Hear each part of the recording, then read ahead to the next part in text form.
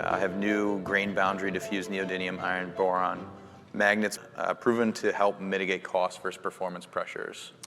Yeah, like I said, it's the other groundbreaking thing, that's really started to come about over the last 4 to 7 years, depending upon each manufacturer's processing method, each manufacturer's how they patented those processes within their process itself.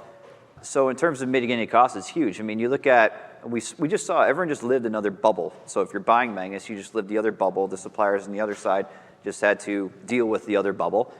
We saw Neo go way back up to $200 a kilogram again for oxide, pure oxide coming out of China, and it's gone. When I first started in the industry, it was like $17 a kilogram, right? We saw the first bubble in 2009, 10, 11, where we had this major spike and crisis with rare earth materials.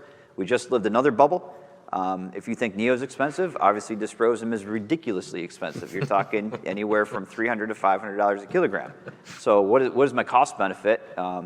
If you don't know about it, so instead of putting dysprosium uniformly distributed throughout the entire magnet, you only put it where you need it, around the outside of the magnet where you need that coercivity.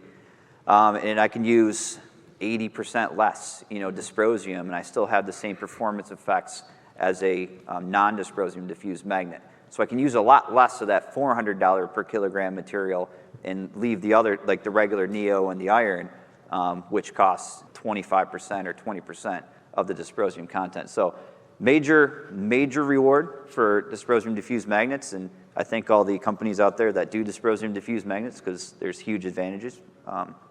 But there is an extra step. They're doing an extra step, so you got to make sure that extra processing step offsets the savings that you're saving from the magnet by having less lead dysprosium. So there's a cost-benefit trade-off, and it depends, right, on your topology, your motor, and your volume, because you can't do anything with them. There are limitations on how far you can diffuse and et cetera. But I'm just going to leave it at it depends, for you. But review it with the magnet manufacturers is what I'll say. But there is a benefit once you're into a high enough volume for the right applications in the right market.